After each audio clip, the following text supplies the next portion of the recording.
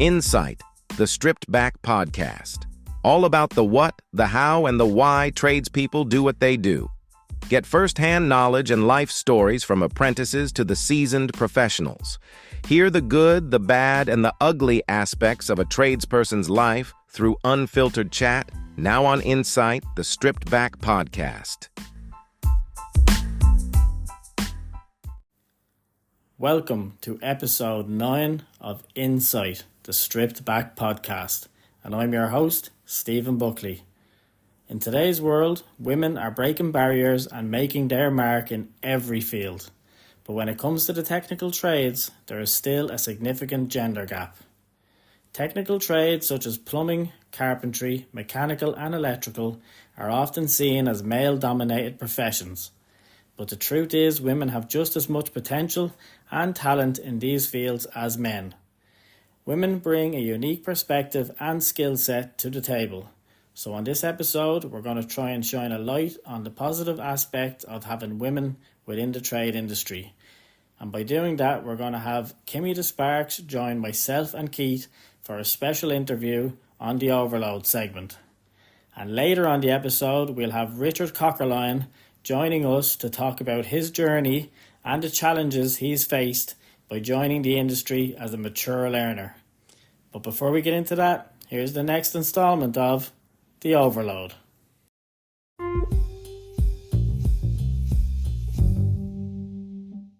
The Overload segment, featuring Stephen Buckley and Keith Delahan. Right, Keith, another week, and we've got Kimmy the Sparks on, we've got Richard Cockerline on, and I guess, talking about Kimmy, she's big into her EICRs and inspections and stuff, and I know you had a few inspections this week and you've come across a few interesting things. Yeah, so we got the calls in and kind of expecting them to be small things. One of them was a friend of a friend rang and asked could we come and have a look at the fuse board. So the sequence of events, I suppose, was one of the nights after training, one of the lads came in and obviously got it in the electric shower, had the shower, and one of the other kids in the house could smell burning coming from the fuse board. So obviously I got a phone call straight away. Obviously told them to limit the usage on the house and that we'd call first thing the next morning. So obviously told them to restrict it. It was kind of going to sleep time anyway, so it was like restrict what you're doing, don't use any power until we see them in the morning. But obviously when they rang, kind of put two and two together. Electric shower, we get a lot of call outs. I suppose we get one weekly, either being a cooker switch or a shower pull cord switch. So I kind of knew what we had to deal with, but when we got to the job, as you've seen, I sent you on the few pictures. It was a bit of a nightmare job from start to finish. A nightmare install, if you want to say that. Went to the fuse board. Obviously, we had loose connections on the main switch fuse. The internals of the board were wired in 10 square and not 16 square, so we had a lot of melting and burning going on that board, probably over a long period of time, seeing as the electric shower was wired about maybe 3 years ago, but recently upgraded. So they went from I think it was a 7 kilowatt to a 9 kilowatt, which would have been putting more pressure on the system. So obviously first thing we had to do was change out the main 63 amp switch fuse and then upgrade all the internal wiring of the board to whether it be 16 square or 10 square panel flex, just to give it the appropriate sizing. But I sent you on the pictures. What did you think of that install? I know the pictures showed out the worst of it, but pretty bad, wasn't it? Yeah, I got the bit of information from yourself through WhatsApp originally, and when you told me you were going to send on the pictures, I had a fair idea of what I was going to see, but Jesus, I think, with the level of bad workmanship, it's unreal to think that type of work is out there. And then you get the client aspect of it as well. I know you were telling me that the client actually asked you at the time, could that actually have started a fire in the house, and you had to be brutally honest with her, And I was with a reluctant kind of laugh. Oh, could have started a fire, could it? And I blatantly just said, yeah, well, it could have. Like, you can see it here firsthand. Yeah, I mean, the negligent aspect of the install from the fuse board point of view, but right up to, cores being, tightened through the insulation within the pull cord. And then you also had, terminals which weren't tight enough, or maybe not even tightened at all. A small bit of knowledge is a dangerous thing, And come here, we see that all the time, like, so that's a common one. Like, when you're told, when you ask them, like, what was happening in the house at the time when you start getting the smell of the burning, it's like, oh, well, someone was having a shower and someone else smelt it down below. So in the pictures, as you can see, is you have a couple of things there where there might have been a 7 kilowatt shower, then upgraded to a 9 kilowatt shower. So the original install would have had a 6 square T&E ran from the board all the way up. But when you upgrade it to a 9 kilowatt, you should really be really upgrading that to a 10 square cable and not just changing that. So whoever went in didn't look at all that kind of stuff. And yeah, look, I mean, I'm going to upload some of the pictures onto the podcast Instagram page, insight_TSB podcast, and people can take a look at them. But there's another aspect that I don't know if you might have noticed it yourself, but the actual zoning, like it looks like the pull cord switch was actually mounted fairly close to the shower. It was, and that was one of the one of the things I pointed out to the customer, and the customer has agreed to. She's agreed to actually get everything changed in that fuse board. So we're basically changing that fuse board out because obviously, kind of gave her a few home truths there about the state it was in. We had a non-performing RCD in that board as well, and then we had a lot of C-type breakers, and yeah, that zoning, the bit of a zoning issue there, it was like just an act of laziness where the above crawl space was floored, and obviously whoever done it was too lazy to take the floorboards up and reroute that cable closer to the, even if it's inside the door. But what we've agreed to do now is come outside into a perfect stud partition, drop it down into a 45 main switch there for the switch isolator for the shower. It's crazy. It must be a week for it because I actually have a transition year student shadowing me in the van this week, and the first call out that we got this week was a priority 1 call, which is an emergency call. So one of the clients that we look after had lights on their shop floor completely out, which means that they couldn't trade, So he got thrown in pretty much at the deep end. He got to come with me and, take a look to see what the issue was going to be and see how we could resolve it, So when we arrived on site, we, I identified, the circuit that was in question. Yeah. Like that, MCB had tripped, it's unresettable, so the issue is still present within the circuit itself. Yeah. And when we went and done a bit of investigation and we popped our head above the ceiling, I had asked, the client, had there been any work done here recently? Pretty much not from our company, Yeah. Eventually got to the bottom of it, they had a light fitting replaced, and so, 9 times out of 10, that's where you'll go first to, figure out the most recent work that's been done. Popped my head above the ceiling and I found spaghetti junction, I had a cable ran down to a switch where they used the brown and the blue as your common and your switch wire, and the blue then was used as the L1 back up to this makeshift junction. So you didn't bother sleeving it or anything? No sleeving, no identification. And so what happened was this fella came in, replaced the light fitting, saw the blue cable and stuck it in with the neutrals. Easy thing. And he popped it in with the neutrals, which obviously dead short, Obviously he never checked the light when he left, so he just replaced the light fitting. Never checked it, never turned it on. Tried to turn it on. Never turned it on, never even checked it, just replaced the fitting. And one of the workers came in, turned on the switch, and bang, blew out the circuit and took out the other lights that were obviously on that circuit, which was on the shop floor as well.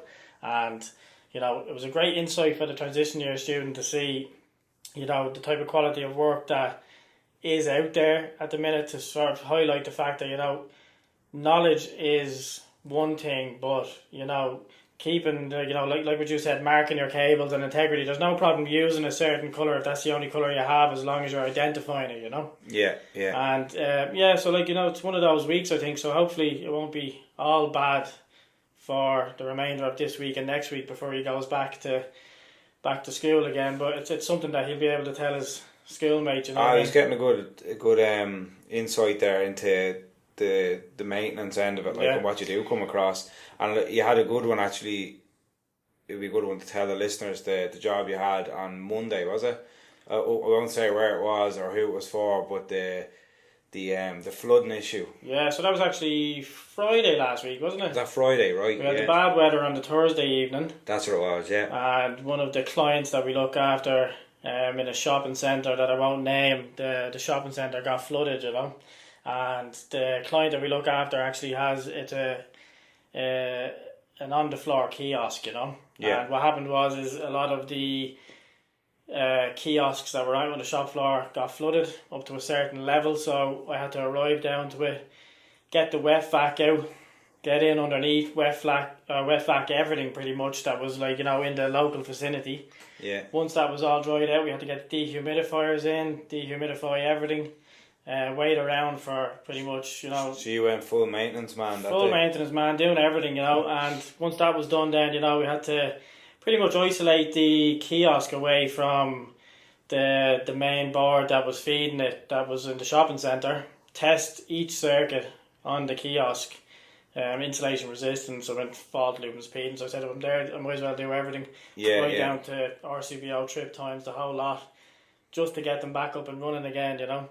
And Plus to be happy that you can walk away after 100%, it's been through that kind of ordeal, you know. And it opens up your eyes as well to see the likes of some of these kiosks as well, when you've got these, you know, quick turnaround fitters coming in who might arrive on a Thursday, Friday night, throw these kiosks together and power them up and walk away, you know, and they've no follow up to them, and it's only when you get in and actually have to do a bit of maintenance on them you get to see the horror that's underneath them, you know. It's thrown together, yeah. Yeah. So and when something like that happens, obviously it becomes a danger. Like, obviously you don't intend for a shopping centre to be in like a foot of water, but still. But still, and like that as well, like it's like what you're saying about danger there. Like, when you've got so much, you know, personnel walking through these places, you have to be 100% sure before you walk away that when you turn on that power that it's 100% safe, you know. Yeah, well, it's down to that again, where you have people coming in who aren't qualified doing things like from what you were telling me there, it didn't look like the work of a qualified lad. No. Like the light install as well. That doesn't. No. It seems like that was put to maybe a first year that didn't know what he was doing. Yeah, or maybe not even an electrician, you know. Not even someone associated with a the handyman, shop. You know. A handyman, yeah. And like I had a call out today with an immersion. Plumbers did a cylinder change over and decided to connect the immersion up themselves. But you know, have you ever seen a plumber's connections? Every connection, obviously stranded flex, not in ferrules. All the strands broken off. I was delighted it was wired wrong, because if it had worked, I would have been probably more concerned, because half the cores were broken out of the flexes. You know what I mean? Over tightened and not twisted.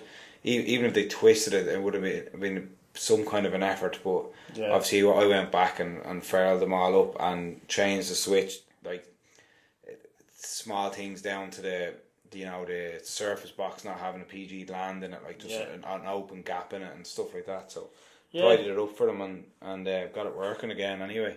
And it brings back the point of, you know, being self-employed or being a sole contractor or, you know, being a limited company, you know what I mean, and the liabilities that are involved with, you know, having a company that, you know, you have to, you know, not only make sure that, you know, you're keeping your own integrity, but the guys working for you, you know what I mean, are keeping the standards that you want, you know. And I know we were talking about, you know, some of the benefits, like going from, you know, being a sole contractor to a limited company. I think that's something that we might touch on another episode when we might get into a bit more of the business aspect of it, Yeah, 100%. Like, yeah, there's a lot of differences. They might not seem like big things at the time when you're changing over, but as you work your way through, as I found out probably the hard way in a couple of instances, like, it does benefit you once you're going past being on your own, or even one or two fellas. Once you're going into 3, 4, 5 lads, you need to kind of be thinking about going to a limited company, Yeah. But touching on that other thing that we were saying about even the immersion switch there, like the likes of small jobs. I know we were going to touch on that later on, but yeah, like no jobs are too small. Like for instance, from that job today, yeah, went to that woman's house, fixed her immersion for it, got talking to the daughters, and now we have a really big job coming up for one of the daughters where we're going to do a Tesla 3-phase EV charger, and a lot of works in that person's house. Like, she's don't want to say quite wealthy, but look, willing to spend and upgrade on her home, like, with a bit of advice. So, and it's being able to identify that with certain clients, you know what I mean, the ones that, if you go the extra mile and, offer assessments up for them and, show them that, you actually do have not just an interest in, making the quick buck out of the job that you got called out for, but, generating extra work for yourself and your company, Yeah, and that woman is, she's well into her retirement, and she's actually selling that property. So this was a kind of a remedial work to get the house up to selling standard, like. So it's got the boiler changed, the cylinder changed, and obviously I had to connect up the immersion. But what she wants us to do now is go in and do an electrical inspection on her next property where she's moving to. So, the amount of work, you got a couple of days' work from that 10 minutes bit of work, Yeah, and you've generated the trust with her now, you know what I mean? So she trusts you as a company, and as a person to come in and actually look after her, well-being and her properties, you know what I mean? Which is a good thing. But, yeah, look, I'm pretty sure we have a lot to touch on, and there's a season 2 coming up very soon. We're coming to the end of season 1, so I guess we'll put a list together and we'll try and hit some hot topics on what people want to, hear about in order to maybe, progress themselves as a company, give them a bit of an insight about like what is out there and what, options they have in order to, not only protect themselves in regard to liability, but how to generate more profit for themselves, And sales and employees and systems to put in place when you have employees, and because as you know, I've learned that the hard way, so yeah. Can 100%. Can maybe give someone a head start on that aspect of it. Yeah, and I guess look, we'll try and turn it a bit positive now. We've got Kimmy the Sparks coming on for a quick chat with us, so I guess let's get into that now. Our guest today, joining myself and Keith on the Overload, is a trailblazing female electrician from London in the United Kingdom. With over 14,000 Instagram followers and over 3,000 YouTube subscribers, we'd like to welcome to the podcast Kimmy the Sparks. Kimmy, thanks for joining us on the podcast today. Hello. Thank you for inviting me. No, 100%. It's our pleasure, Kimmy, and I know myself and Keith were delighted when you accepted the invitation, and I think it's quite fitting that this recording is happening right around International Women's Day, so I think to be able to give a trailblazing female electrician like yourself a platform to be able to give, the next generation of female school leavers a bit of an insight into what the trade industry could be like for them. It's only a positive, so we're delighted to have you on. Yes, definitely. Perfect timing. I guess we'll do what we do with most of the guests that we get on, and we'll try and take it back to the start. And, for anybody listening today who might not know a lot about yourself, Kimmy, let's take it back and give people an insight into why you wanted to get into the electrical industry. Okay, so I started as an adult learner. So initially I was supposed to go to university and study psychology and get a degree. Took a gap year, and that's when I discovered the world of trades. I initially started doing element changes. So that's giant water tanks and you have an element in there. And I was doing those, and I kind of had to decide whether I'm going to go into the plumbing bit or the electrical bit. And changing those elements, I had a few incidents where I realized actually plumbing is not for me.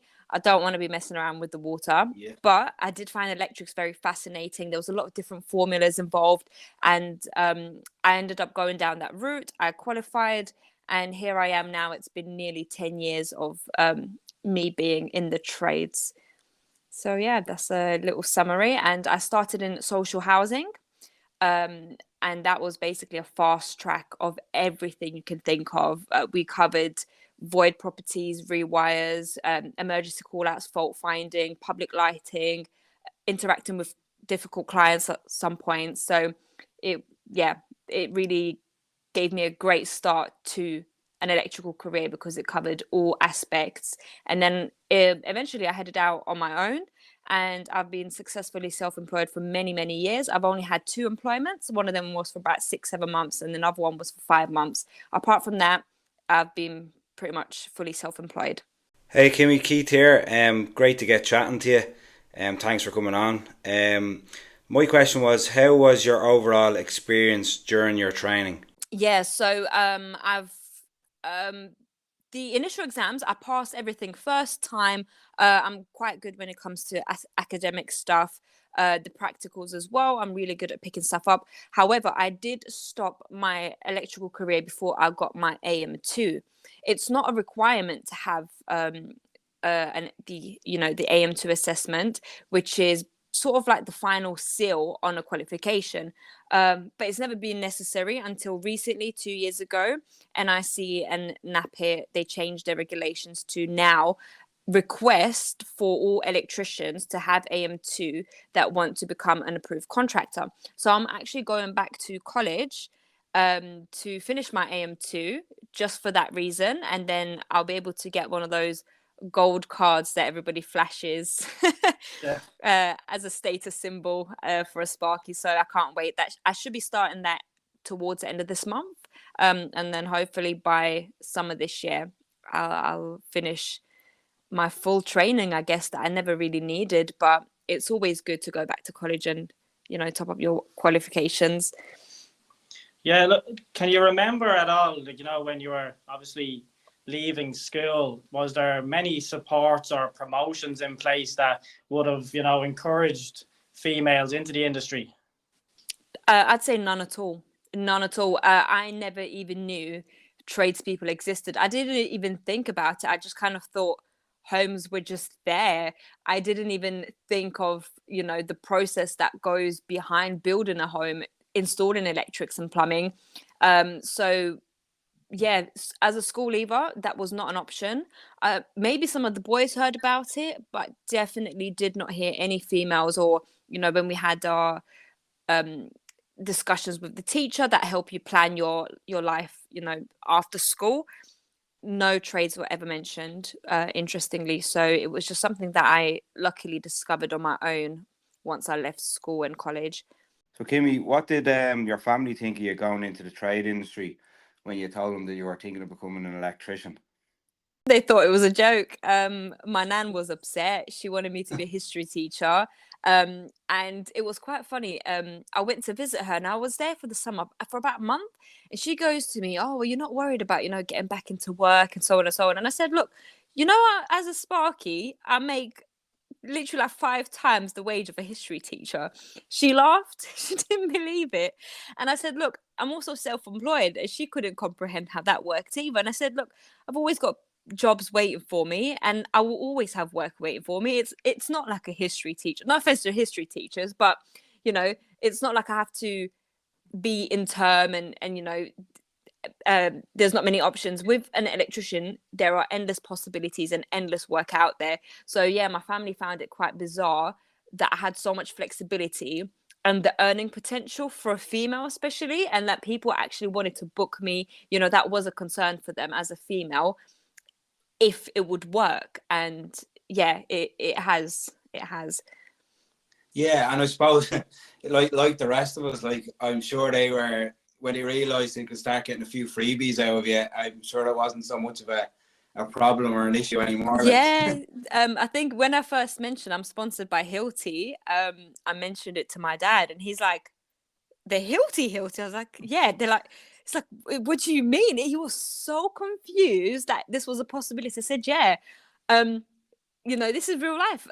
I've become such a good electrician. I've also, got a social media presence, and I am actually sponsored by such a major brand that's noticed me and my hard work." So yeah, it's funny. Proud dad. I'd say your dad probably started making space in his shed once he found that out, Yeah, he did. He was like, "Oh, if you ever get one of these, let me use it." He could have your seconds. I said, "You know what? I'll give you the tape measure." And Kimmy, look, I did notice from a few of your Instagram videos that you post videos of yourself working really hard for short periods of time, getting a lot of work done, and then taking a little bit of time then to reset and, take a bit of time for yourself in your personal life. But how do you find the right balance between your work life and your personal life being self-employed? I have gone through ups and downs trying to find that balance. So I've had times where I've literally I used to do emergency call outs as well as a day job. So I used to do about 120 hours a week. It sounds insane, but I think the longest shift I ever did was over 48 hours. I left on a Friday morning, and I think I came home like Sunday night. So I was literally in my van working 24/7 around the clock. And I think that whole month I worked every day. So I did my day shift, start at 8, finish at 5. And then from 5 to about midnight, 1, 2 o'clock in the morning, I would be covering the out of hours. And I did that nearly every single day. And at that point, the work life balance was completely off. I lost touch of time. I didn't know what day of the week. I didn't even know what month it was. I totally lost track of all my friends and everybody. I made a lot of money that month. It was amazing, but I lost who I was as a person. And then what I did after is I took a month off. So then I was barely working. And obviously in that way, I found it very difficult, the contrast of less money coming in. So now I'm in a position where I figured out what works for me, which is work for about 3 weeks of the month, and then 1 week take completely off and just maybe go somewhere, travel, or just sit at home doing nothing. And that is currently working for me. And I have tried different things, and I think it's very important as a self-employed person to make time to recharge and realign yourself. And in the space when you do take time away from your business and your self-employment, you kind of get ideas on how to navigate and push forward and elevate yourself to the next level, which I find very important as a self-employed person. Yeah, no, I totally agree with everything you're after saying there, and I just hope I hope my missus listens to this podcast, because she gives out about me doing extra long hours and all that kind of stuff. So it's nice to know that someone else is grinding like 10 times better than I am. So and I suppose like with trying to make a bit of time for yourself, it probably leads into like the social media side of your brand and what you're trying to do with social media. How important do you feel the social media side has been for yourself? For me, it's been one of the most important things, actually. I didn't think it would be. So I initially started an Instagram account. I didn't even show my face. I was kind of just posting my work. I was pretending I was a guy, actually. I was a bit embarrassed to tell people I was a girl because of the real life reactions that I used to get. Wow, yeah. So I used to hide the fact that I was a girl. I used to just post my work, and I found it quite useful because sometimes when I needed a bit of help or advice or wanted to see how other electricians do it, I would always go on Instagram and social media and have a look. And then eventually when I came out and, told everybody I was a girl, my Instagram just blew up and I had thousands of followers overnight. And here I am now. And now the community that I have on Instagram gets me through a lot of the times. I respond to hundreds of messages a day, and because a lot of people don't take time out to respond on social media. And I understand, because it's it's a very time consuming job. But for myself, I'm on social media to be social. So I build connections on there, build friendships, especially, we have something called Electro. So something like that, I managed to go there, and it was like an event of being able to meet so many people that I know through social media, as well as brands. I build a relationship with them. So if I've got any issues with any of my testers or any of my tools, having a social media account and presence allows me to interact with the different brands and let them know if there's any issues or if there's any feedback, and especially sharing my work, because on social media sometimes they'll do like a throwback picture and they say, this is what you was doing a year ago or 2 years ago or 3 years ago on this day. And sometimes I look at it and I think, wow, I've come so far. I remember that job 3 years ago exactly on this day. And I see it as a portfolio as well of all the different things I have achieved over my career. But it's a public portfolio that anyone can access at any time, and hopefully inspire, other people that come across my social media channels.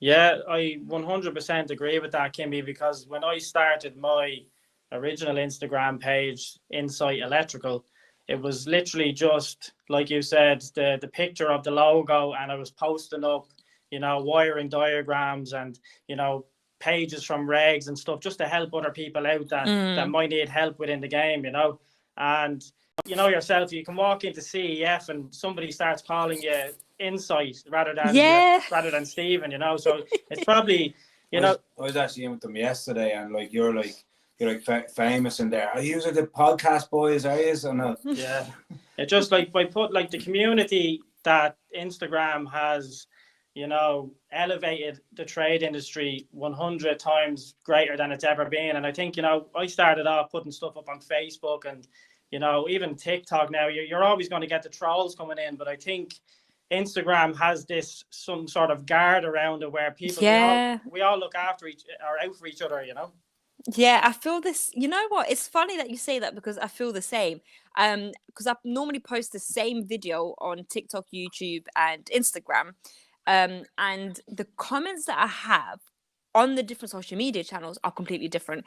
TikTok full of trolls. There's not much community there. It's just chaos. However, Instagram is really supportive, and it feels more like we're all colleagues working in the same industry. It's really lovely. I do feel like the Instagram community is like a big giant family, and at any point, anybody can kind of create an account and become a part of that just by sharing their work and interacting. It's really, really amazing, because there's no gatekeeping.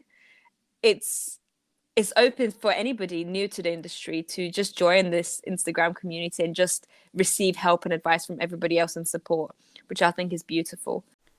Yeah, and Kimmy, just on social media, you post a lot of positivity on your platforms, and I think that's great, because, the content that you post is not always, promoting your work. Sometimes you post up those videos of, arriving at CEF and just to go in and talk to the lads, or you're bringing the lads some treats, and you might just pop in for a hot chocolate or something and a chat. So I think that type of content promotes, the community, and not just, you're not trying to elevate yourself in a sense. You're trying to elevate the community and, just putting out positive vibes. So I think that's a great thing to have on the platform.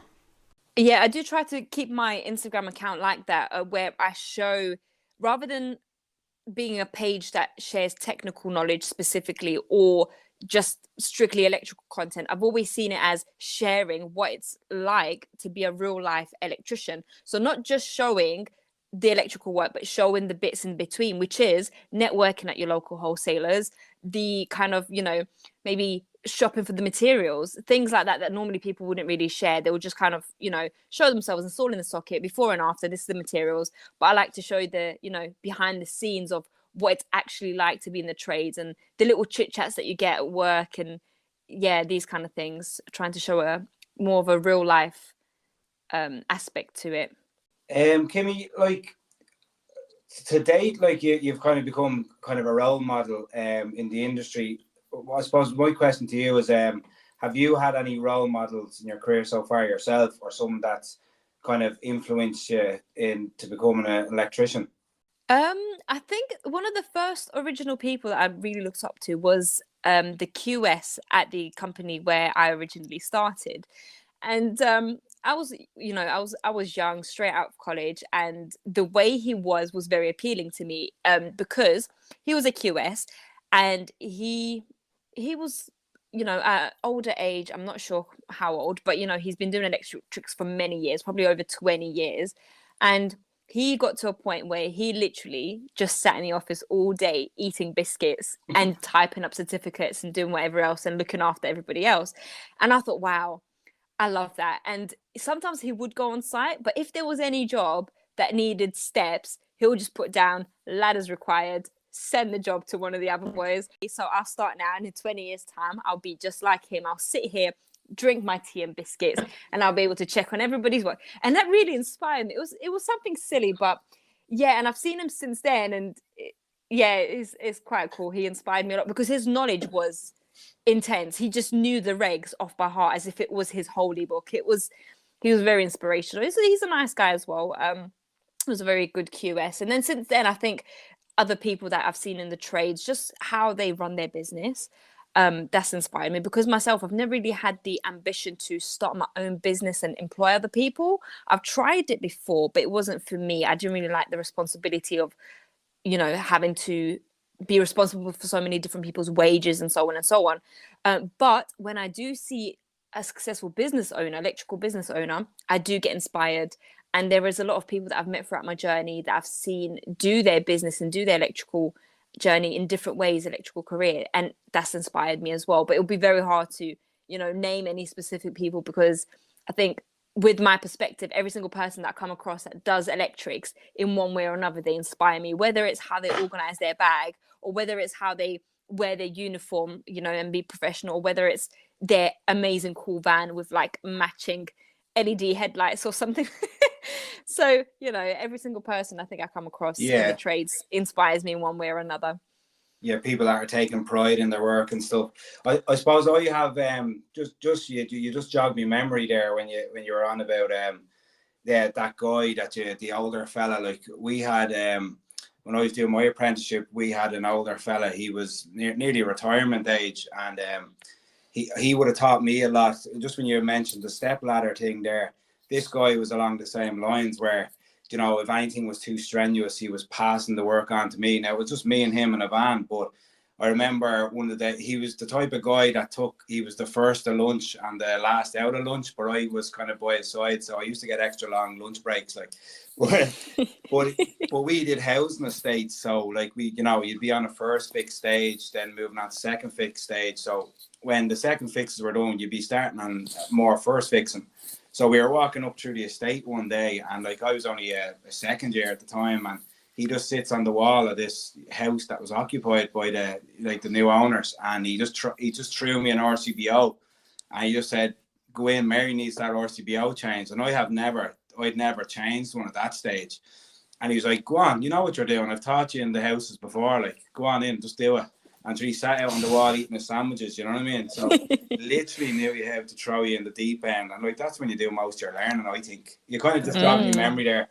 And like his name was Eric Griffin, and he's since passed away. So it's kind of you just reminded me of him there, which is was a nice memory to have as well. Thanks for sharing.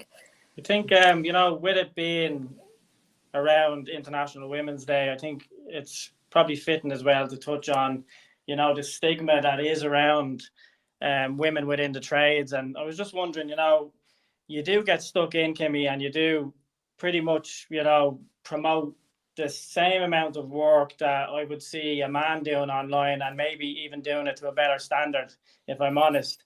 And I'm just wondering, have you ever come across or encountered any skepticism from clients or anybody along, even with work colleagues, when you turn up to a job and they actually realize, it's a woman arriving, Yeah, I've had quite a few instances. A lot of the times has been at the wholesalers when I use the different wholesalers that I'm normally, not using. So sometimes I'll get a job that'll be further out the way, and I'll go to a different wholesaler, and I walk in there, and they kind of wait for my boyfriend to walk in or something. And I'm like, no, I am the electrician. Or when I had an apprentice, me and him would walk in and they will speak to him and he'll look at me and he goes, what are they saying? What do I And do, I'm like, boss? yeah, I'm the electrician actually. I'm not just, and yeah, I used to get that a lot with, you know, people would just assume I'm somebody's girlfriend. I think one of the funniest ones was I showed up with my ladder and my tool bag and I've knocked the door for an emergency call out, and this guy opens the door and he's rubbing his eyes and he's like, oh sorry, I'm just woke up, and he's like, come in, and he's taking me to the bedroom and he's like, oh, here's the baby, and I was like, okay, nice baby, but where's your fuse box? And he's like, the fuse box, and he's like, oh my god, I'm so sorry, I genuinely did not even see the ladder, I'm so sorry, I just assumed you was a midwife because you're a girl. And he's like, oh, I've never seen a lady electrician before, and he was so confused, you know, maybe, you know, he's got a new baby, I'll kind of see that as an excuse, but it was quite funny that, you know, he thought that I was the midwife, even though I had a ladder, bright yellow ladder with me. And I've had things like that in the past where, you know, I've knocked on the door, I've come in and they'll ask me like, oh, should I close the door or is your husband coming? No, it's just me by myself. And I did have once or twice I was rejected from work, so the guy opened the door and he said, sorry, I'm not having a woman work on my electrics. So that, you know, kind of said, okay, no worries, didn't want to be here anyways, I'll just go finish early. That's not the job you want, can you? Yeah. So I've had little instances like that, you know. Yeah, it's funny because I think, you know, within other industries you'd have pilots that were proud to wear their uniforms or their caps, you know, or you'd have doctors and nurses proud to wear their scrubs out in public, and I think our industry has caught up with that now where, you know, I don't think it's embarrassing or anything for us to go out wearing our uniforms. You know, I'd be proud enough to have the Snickers on me if I was heading out getting the groceries and stuff like that. So I think it's definitely taking a U-turn now, and people are, you know, happy to promote that they're working within a trade, you know. Yeah, definitely. That is definitely me. I'll normally go into Tesco's, into the supermarket, and you know, you have the yellow and green earth sleeving. I'll wrap that around my belt just to let people know that I am the elite trade. I am a Sparky. That's my dad used to ask me, was I too cheap to buy a belt? He used to, when I tie it around, he used to think I was using it as a belt. I was like, fucking hell, Dad. Well, I get it. It's a sign of pride. You know, I take pride in being a tradesperson. Yeah, I love it. I love it. Yeah, has there been any, you know, moments from pretty much even from when you've started your career up until now, has there been any moments that stuck in your mind where, you know, you felt like you might have inspired somebody from the next generation to follow in your footsteps? Yeah, there's been quite a few very specific memories I've got where I saw the glistening in somebody's eyes, and you know, I knew they were inspired. So I'll share a little story. I was doing an emergency call out on a weekend, and it was in a flat. So when I rang the buzzer, came upstairs, and I think that the mum that opened the door, she left the door open and she kind of went back into the kitchen to cook. So as I was walking up the stairs, there's a little girl standing in the hallway, and she's just kind of like, Mom, and she's shouting to her mum. She goes, Mom, you told me that women can't be engineers. This girl's an engineer. And she was so amazed, and her mum was, you know, you could see she was a little bit embarrassed that her daughter put her on the spot like that. But then I had to take off the light. It was full of water from a leak above and make safe and so on.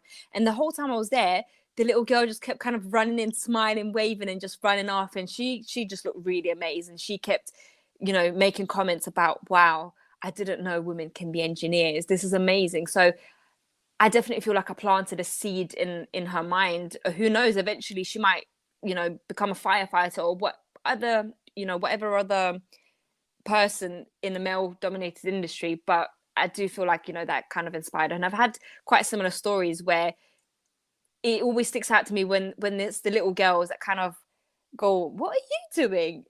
There's not a man doing it. It's a girl doing it. This is so weird." And just seeing their little faces and little eyes light up when they see a girl doing something that they've only seen men on TV do.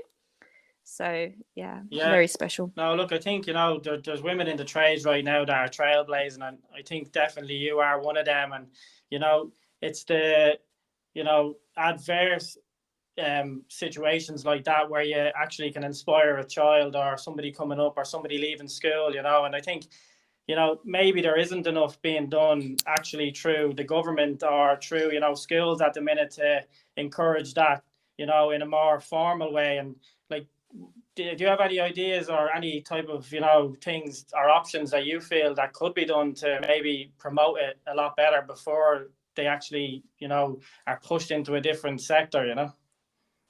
Yeah, I definitely would love to speak to more school leavers. I don't think they're kind of doing that enough. I think that would be good. So at the stage of, when they're picking what subjects they want to do moving forward, when they're going into college, and just kind of let the girls know that it is a possibility and it's not something you do only if you are naughty and you can't pass your exams. You can be an academically smart girl and still do trades, because for some reason they market trades as something that the boys do that are too naughty to pass school and get their qualifications, unfortunately. So yeah, I'd love to let the girls know that this is an option regardless. And if anybody else that wants to get into the trades, I don't think it's marketed enough at school to everybody. I think they only sort of specifically select like the naughty ones,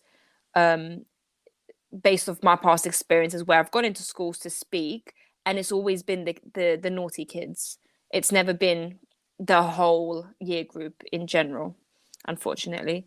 Yeah, and it's crazy to think when you actually realize when you get into the trade the amount of technical knowledge that's involved in it and the maths that comes into it, and that it shouldn't really be advertised as something that's a punishment for not excelling, within the school and system, that everybody has a path in life, and there's people that will be doctors, there's people that will be even go on to be engineers, but without, like I mentioned in the trailer when I first set up the podcast, without the tradespeople which are the backbone of the industry, the world would just come to a stop.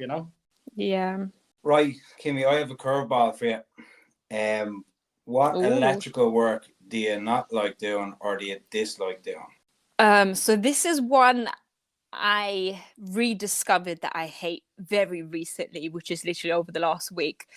I don't like jobs that continue for more than 2 to 3 days. So basically rewires or any big commercial job where I'm on the same thing for longer than 2 to 3 days, including site work. I can't work on one building site doing like 20 different flats, same thing day in, day out. I like going into many different properties, and not staying on them for longer than a day. So at the moment, I'm doing some work in a church, and it's taking me a long time. I think I've been there for like the second week now, and it just feels like Groundhog Day. Every single day I'm in there and I'm like, wow, the same place, same lights, same ceilings and walls, and yeah, it's not for me. So I think in terms of electrical work, I enjoy everything, but as long as I'm not there for more than 2 to 3 days at a time, that's my limit. That's actually funny because I'm just looking at what I wrote down here. So I wrote, personally, I hate doing a 1 or 2 day turnaround of a kitchen.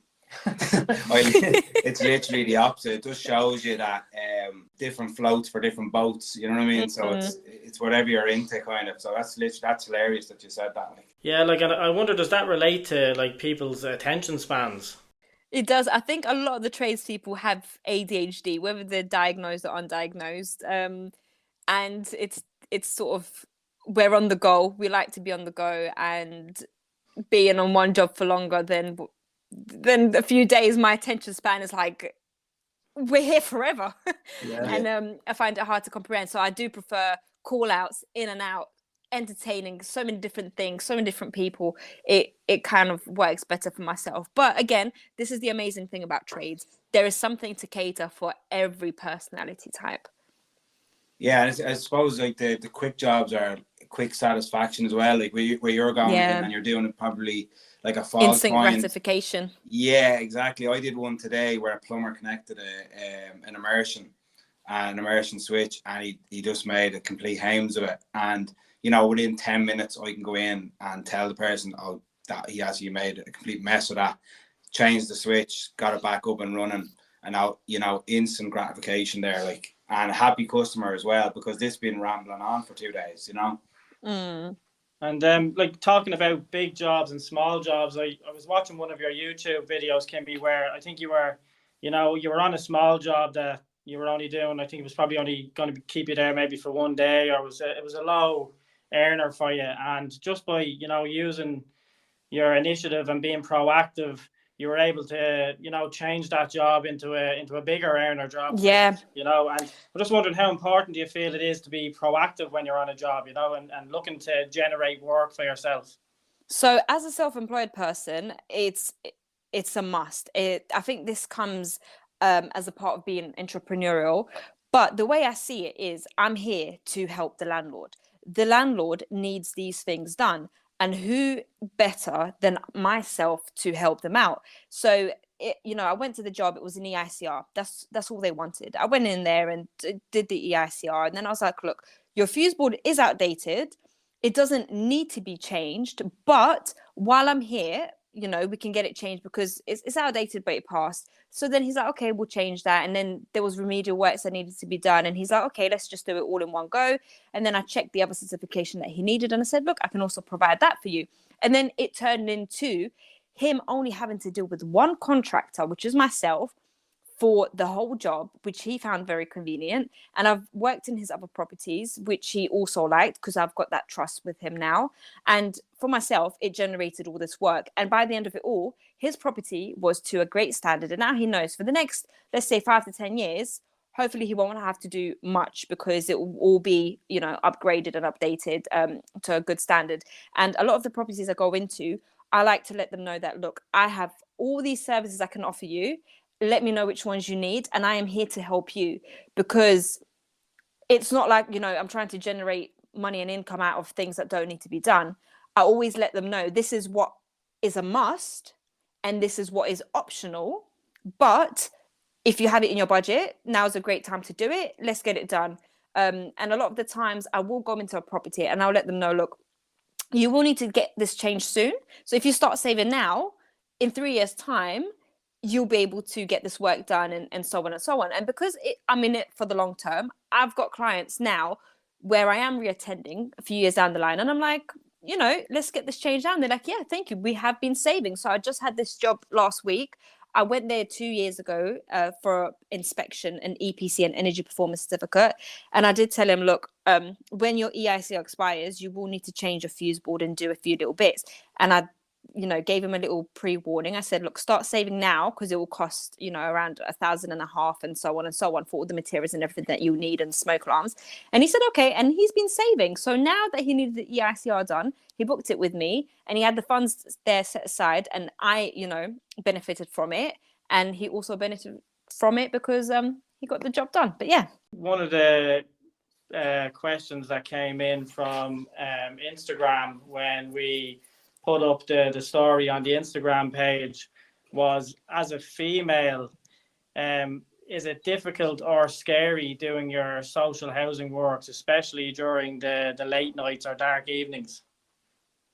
I think for myself, I don't, but I think a lot of people would. So I think you said you might have seen my video about the aphantasia that I created. So in that video, I explain, you know, a reason why I think I might fear it less, because I don't really have much of a visualization to predict and think logically about the potential dangerous outcomes. So I think when I go to these kind of jobs, I don't really think too logically about the potential dangerous situation that might unfold. And it's just kind of just getting on with it. It's kind of hard to explain the whole concept, you know, on this podcast in so short of a time. But yeah, I think myself personally, I don't really fear it, because I grew up in all these areas. I've kind of seen it all, and it's not something unusual for me. Yeah, like some of the videos that I seen posted up, they remind me of when I'm watching that Top Boy show. I don't know if you've seen it on Netflix, So Yeah, do you know what? I go into some of the estates Top Boy was filmed in. So you might have actually seen some of those same estates. Yeah, it would make me nervous walking into them, so fair play to you. But you did mention the aphantasia there, and actually when I seen you posting up the YouTube video talking about it, I shared it around with a lot of people, and it's been on my mind ever since you posted it, because it sort of brings back my mindset of how it may affect actually how people learn and how people work, because Definitely. I'm thinking when I actually tested myself on it, I realized I was probably on the 4 to 5 on the spectrum, which is the lesser end of being able to actually visualize things in your head, And I was just thinking when I was back in college, and I'm listening to a lecturer talking about, we're going to mount this fuse board here, we're going to run these conduits out, and we're going to connect up switches and sockets. I can't actually imagine that in my mind until I go out into the workshop and actually see him do it, And where other people sitting beside me in the classroom, they could probably imagine that in their head straight away, And I just think, people that might not realize, what level they're at with the aphantasia, it can actually dictate what type of career you could go into, because, if you think of, interior designers walking into a room and being able to look, I know how this room could meet its greatest potential, where the likes of myself, I might have to go in and maybe go on to Google and start, looking at images to actually, generate these visions in my mind, So I think it's a very interesting topic, and maybe something that we might get you back on again, Kimmy, to talk about in further detail, Yeah, because it's quite a new concept that's come to light. So it's something that has been there, but I think it's only recently people have started actually thinking about the differences of how people perceive the world. So I only discovered it a few years ago, but before that, I didn't know that there was a difference in how people perceive the world and their imagination. But yes, even myself in college, I was the same. And in terms of my work now, if I go into, let's say, to do a quotation, I have to make sure I write down everything. I have to make sure I get a video and pictures of everything, because once I leave, I cannot recall that room back into my mind. Whereas, some of my colleagues, they'll walk in there and they'll go to the wholesalers and just be able to bring up the picture of the house in their mind and just see what lights were there and everything else, which obviously makes it easy, I guess. But we find ways to work around it. So. And Kimmy, would you use any of the job management softwares to help you out with that? I should, but I don't. That's all I can say on that one. I should, but I think I find it a little bit overwhelming switching from my old school ways to this new tech and getting used to it. So yeah, but like what you were saying about like going into jobs and turning them around in a day, there probably wouldn't be any need for you to do that. Like pictures are probably good enough for you. Like pictures and lists and stuff like that are probably good enough. Like where we're kind of all over the place doing a couple of jobs a week. Like what I mean. We're not turning them out as quick as you. So maybe that's a good point to have, where it's not really advantageous for everybody. I had one more Instagram question here, and I don't know if it's coming in from maybe some of your mates that you are giving sweets to, but it's what is your favorite wholesalers to use? It has to be CEF. It has to be CEF because they played a big role in where I am now. They are a wholesalers where a lot of the employees have been there for a very long time. So some of these guys have been in there for 10, 15, even 20 years. So they really know their stuff. So if you ever have any technical questions, they know their stuff, whereas, if you do go to Toolstation or Screwfix or these kind of, DIY in quotation marks kind of places, some of them have only worked there for a few months. So they don't really know much of the technical aspect. And CF, they've been very supportive of me and my career and just, so really grateful for CF. Have you ever found out what the secret recipe is in the hot chocolate? I did. So the other day I was on my way to the bathroom and they left the hot chocolate out, and I literally felt like, you know, SpongeBob and Patrick and the plankton guy stealing the Krabby Patty formula. I took a picture and I googled it, and I have ordered it. And I think they was getting a bit suspicious. They're like, "Kim, are you coming?" I was like, "Yeah, I'm coming back." But no, I got the secret formula for that amazing hot chocolate they do. Hopefully they won't see Kimmy's hot chocolates coming to the market anytime soon. Yeah, hopefully not. Kimmy, another question that came in. What advice would you give to someone listening today and looking to follow in your footsteps? What advice would you give them? I would say just go for it. And I think the biggest thing to remember is that in the trades, you will never stop learning. So don't give up. Any mistakes that you do, most of them can be rectified. And even if they can't be rectified, I'm sure somebody out there will know how to rectify it. So to not give up and always keep learning. Sometimes we learn the hard way, but when you are doing something and it doesn't seem to be going right, don't give up. You will learn and you will come out better on the other end. And yeah, trades is just something that just keeps giving you lessons forever. Even some of the Sparkies that have been doing it for 30 years, they still learn new things every week. So yeah, don't give up. Yeah, 100%. Great answer. Yeah, we just keep evolving, I guess, and we just have to just try and keep up with the way the industry is going at the minute, and just try not to get left behind. But look, Kimmy, it's been brilliant talking to you today, and I guess we'll just finish with the question that I ask every guest that comes on, and it's to pick one song to go on to the season 1 playlist. What would your song of choice be? We'll go for a very hyped up tune that helps me get through my work. Back to Heaven by Michael Gibbs. Nice. Brings us back to the summertime, back at the fairgrounds. Yeah, like the Dodgems cars. Brilliant. Look, Kimmy, we wish you all the best for, the rest of 2024, the rest of your career. And we'll be keeping an eye on you, Kimmy, and fair play to you. Listen, Kimmy, I'm going to play you out now to your song choice. Take it easy. Thank you. Bye. Thanks, Kimmy. Cheers. Running back to heaven, back to 87.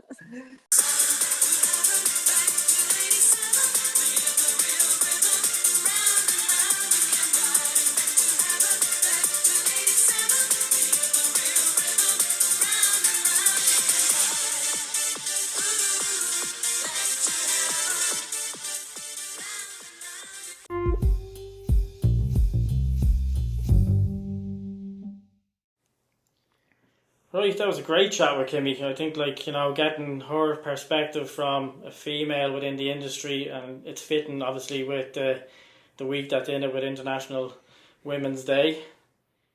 Yeah, no, totally agree with you on that one. Plus, we've had, I want to say, more than half of our kind of people we've been talking to through the podcast have all been female, and there seem to be on the rise in the trade, so it's great to chat to her, so she's one of the ones at the forefront of all of it, Yeah, definitely a trailblazer, and like with Kimmy, as I said, if you send her a message on Instagram or you ask her any type of questions, she's always willing to get back to you, so I think that's a great thing to have as an outlet on that platform, for even girls coming into the industry now that are listening to the podcast, just head over to Instagram, hit her up, get advice off her, and it can only benefit you. It's definitely brilliant to have her on. The likes of her and Mike and lads that are at the top of the game, it's to have them on here, going through their experiences and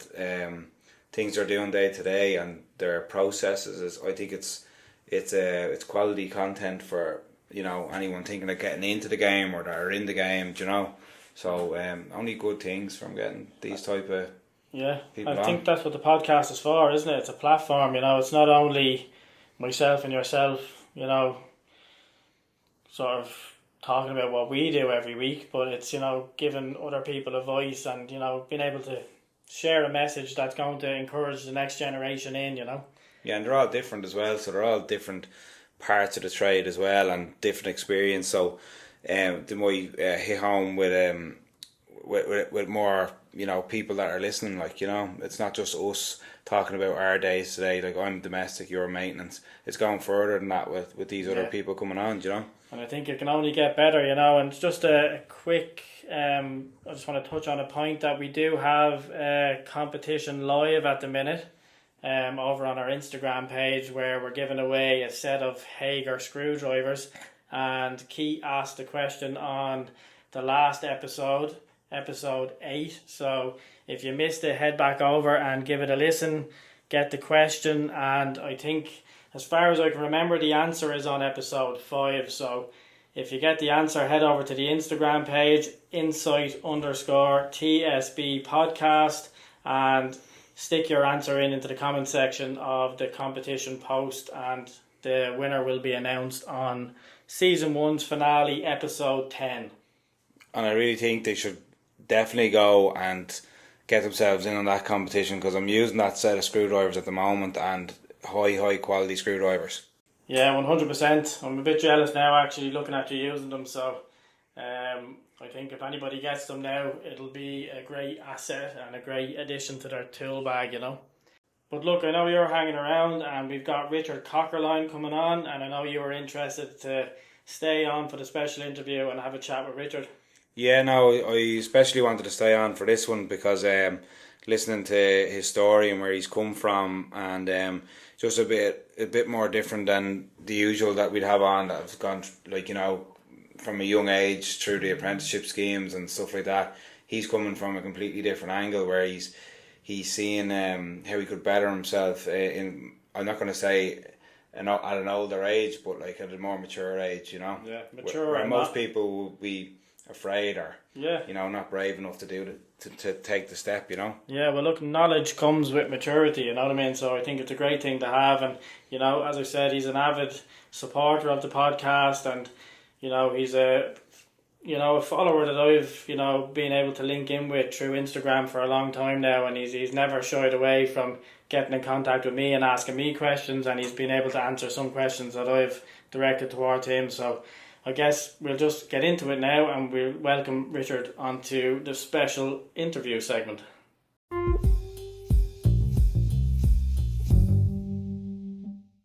Right, now I'd like to welcome to the podcast Richard Cockerline. Richard, thanks for coming on the show. Myself and Keith, we're delighted to have you on. Thank you for having me. It's something I've been looking forward to, being able to get to speak to you both. No, look, if you've been an avid supporter of the podcast, so I think it's only fitting that we have you on the first season. So look, I guess we'll go back to the start a bit and tell us a little bit about your earlier years, and after leaving school, what were your career aspirations? Well, leaving school, I had no idea I was going to be an electrician.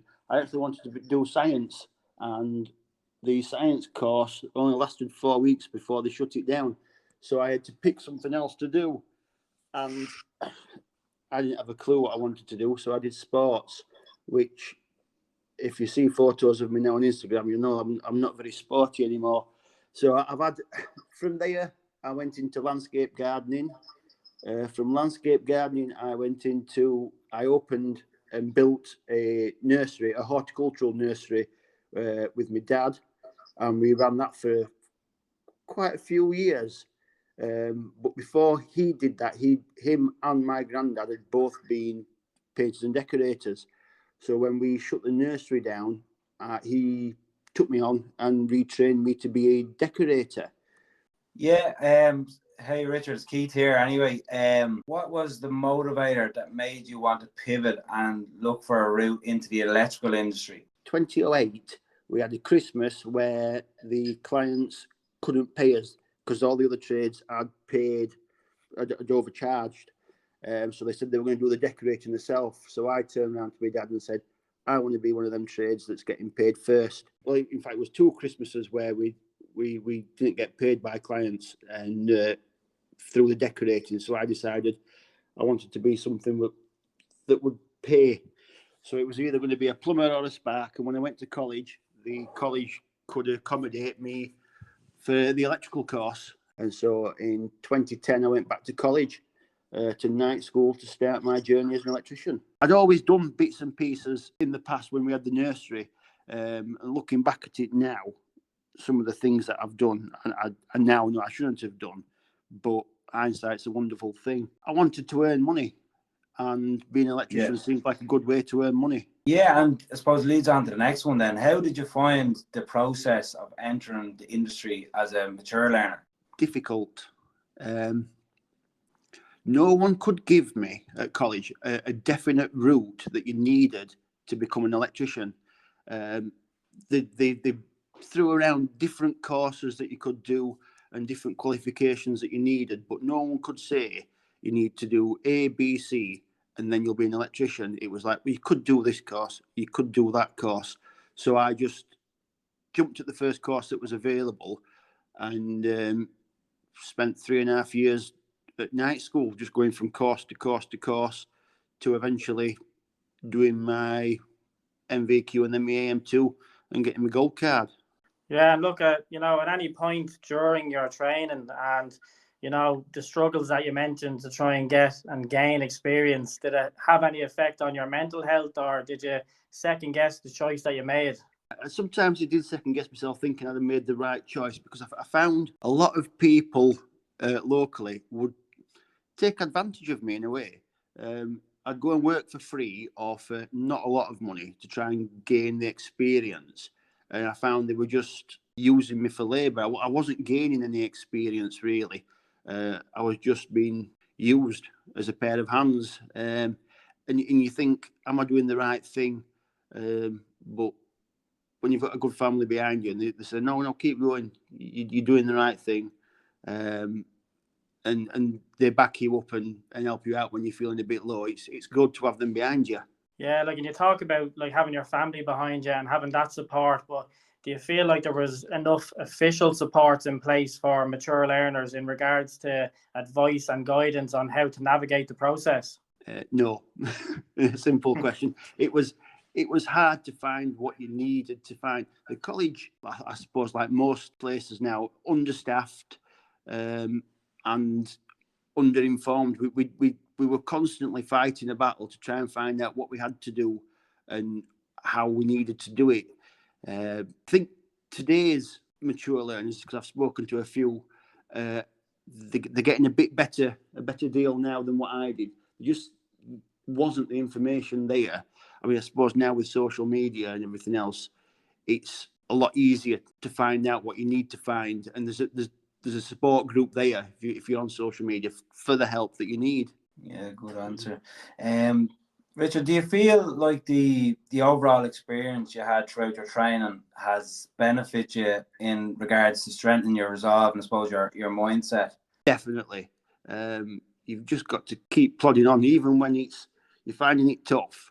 There's an end goal in sight that you know one day you will be qualified. Just keep going. And the lads that were there with me at college were similar sort of age, similar sort of backgrounds, and between us was like, we know what we're going to do. And some of them now got their own companies, working abroad. We've all seemed to have cracked on and done well with the support of each other. You're talking about the support and colleagues and people have gone on to do other things, but I think that links in like mentors as well. And how important do you think it is to have a good mentor during your training and even beyond that? It's invaluable. I mean, I during my training, I wouldn't say I had one because I was still working as a decorator during the day. But the first person that took me on and gave me a job, Duncan, he was amazing. He'd got the time for anything, and no questions are stupid. But any question that I asked, he would sit me down, draw it out, explain it, and I could ask the question day after day, and he would still go through it with you. Just having that person that you can ask, and if he didn't know, he'd point me in the right direction. But having someone there to just back you up and help you out, I think is invaluable. Yeah, and do you enjoy the continuous learning aspect of the electrical industry, and what courses do you see yourself doing to continue the upskilling? I do enjoy it. I do lots of it's like eFix do quite a good set of CPD, and I've started doing a bit of the manufacturers training, but for proper qualifications, I'm wanting to do my 2391 next. I think that's your next progression step, whatever you call it. It's the way to keep going. If you don't keep learning, you're just going to sit still and stagnate. You've got to constantly be looking for another course or looking for the next bit of information. Even just reading catalogues, you're always learning something new, and it keeps your brain ticking over. I enjoy it. Would you describe like the progression into what you're doing now? Like, how could you describe to our listeners how you've gotten from the point of getting all your courses complete, getting your qualification, and actually landing yourself in a long staged working relationship that you have at the moment? I think you're subcontracted in, if I'm right, to a company. Is that right? Yeah, yes, I am. And this November, I'll have been with them 90% of the time for nearly 10 years. It's hard work. You've got to keep. I went out there. I was asking people, knocking on doors, trying to find work, and eventually someone will give you a go. And Duncan did, and it was just, you've got to make yourself available and in demand. Yeah. You make yourself available and in demand. Yeah, that's a better way of putting it. Yeah, if you're willing to go that extra mile, work a bit later, start a bit earlier, do extra work that other people won't, then they'll keep you there. Yeah, 100%, 100%. And I suppose identifying somebody that's gonna show a bit of faith in you and give you that chance as well, like which Duncan obviously did with yourself. Yeah. It's like if you had an apprentice and one turns up and sits and looks at the phone all day and don't really do anything, and then the other one's there ready with the next tool or the next bit of material, you've got to be that one, because they're going to keep you then. Yeah, great answer. And as an overall experience, what has been your greatest achievement in your career to date, in your opinion? Like things like this, being asked to come on a podcast, or companies asking you to test products, or people showing that they've got faith in you and what you do, is probably the greatest achievement I've done in this trade. I mean, I've worked in lots of different wonderful places, but people having faith in you and saying, yeah, he can do this, we'll give him a chance. I think that's probably the best thing that's happened to me. Yeah, like I suppose from where you've started and where you've came from, I suppose that's a great answer. Like it's little wins all the way, like, isn't it? Yeah. I was talking to someone yesterday, and they said you shouldn't judge yourself against anyone else on social media. Judge yourself against yourself. Look at where you were when you first started, and look at where you are now, and you can see the progression that you've done. And I'm like, yeah, from where I started to where I am now, it's been an amazing journey to what I've got to now, and I can just see it getting bigger and better as I go on. Yeah, you seem to have a lot of drive, Richard, and fair play to you for that. And like, I do follow a lot of the work that you post up on your Instagram page, and I'm just wondering what sector or type of work within the electrical industry stimulates you the most. I like it when we go into a building that's bare, completely empty, and you can start something fresh, and you put a full system in, and you can stand back and look and think, I've done all that. It's working and it looks good. I'm not fussed about doing domestic work. I do like me commercial work and me industrial work, big factories, big units, something where you can get stuck in. I'm not bothered about lifting floorboards and chasing walls. Yeah, you're right. It's the working smart, not hard aspect of it, isn't it? Yeah. We had a question come in from Instagram, and I was wondering if you'd be happy enough to answer it. But so it says, I see a lot of work on the fire alarm / aspirating aspect of things. Have you any drive to continue on and upskilling in that area? Yes. We've just started working with a new company, and so I've just started doing commissioning work. So that's a new skill. We've always had commissioners come in and do the aspiration panels, and so I'm now learning how to do that, how to commission it, and I would like to learn more on the fire alarm side. I can work on basic panels, but some of the more complex panels, it's something I'd like to go down that avenue and be able to do it for myself and not have to then get a commissioner in. If you can install it and commission it and walk away saying, I've done everything, I think that'd be a great feeling. Yeah, 100%. And one of the other ones is that, and linking in with the Instagram end of things, how important do you feel, Instagram and the social media community is for the likes of yourself and myself in order to, promote ourselves, but also, use it as a soundboard to talk to other people and actually, maybe learn something as well? Oh, I couldn't do without it now. The people that you meet, the friendships that you can build up are amazing. You can message someone, ring someone, ask them a question, and not feel stupid. Even if it is a stupid question, because they'll talk to you, they'll tell you. The amount of people that I'm in contact with now that'll just send you a message. What do you think about this? What do you think about that? And you can talk it out, come to a conclusion, and then they can get on with the work that they're doing, knowing that they're happy doing it. But then on the social side, the meeting up with people when you go to the shows or to different events, I used to go to these things by myself, but now when you go, you're meeting up with people that you've been talking to for months or years online. It's great when you actually physically meet them and get to spend a day chatting to them. I don't know what I'd do without it now. Especially as you work, if you're working on your own, or I might work on a site with hundreds of blokes on it, but if I'm just plodding along doing my thing, you're not really chatting to them. Yeah, I think it's a great thing that we are trying to promote through the podcast as well.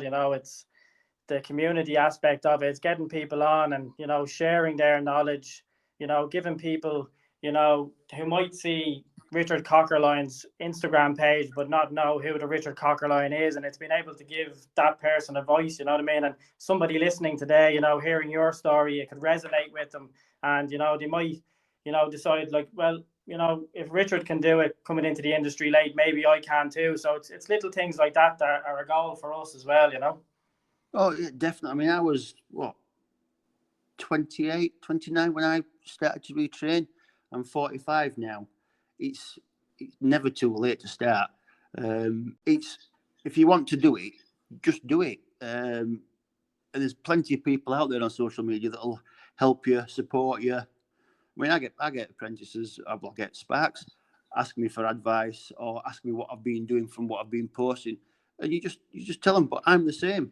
I see work that you've done, and I've messaged you and said, "What's that? What you're doing?" And you'll give me the time and explain it to me. Yeah, I think it's exactly that. And I think Kimmy mentioned on the interview just before this, about being willing to go through your social media messages and actually read what people are asking and then bothering to get back to people, because that's what it's all about. It's social media, you know what I mean? It's not unsocial media. I 100% agree that with you, Stephen. There, it's it's an amazing place, and without it, people would struggle.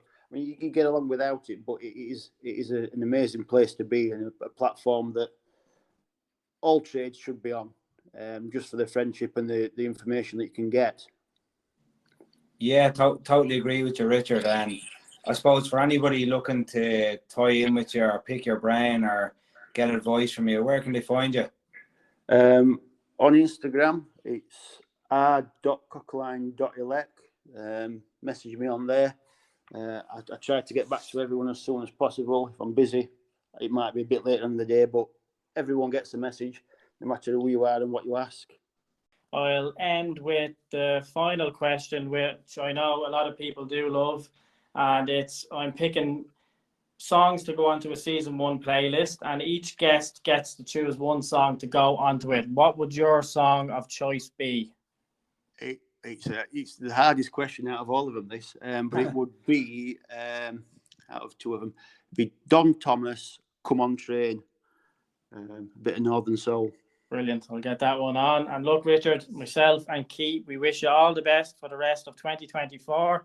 And, we'll get you back on to the podcast at a later date because, I'm sure you have a lot of information that you still have ready to share with everybody. So, look, I'm going to play you out now to your song choice, and I wish you all the best. Take it easy, Richard. Yeah. Enjoy talking to you. Brilliant. Thank you very much.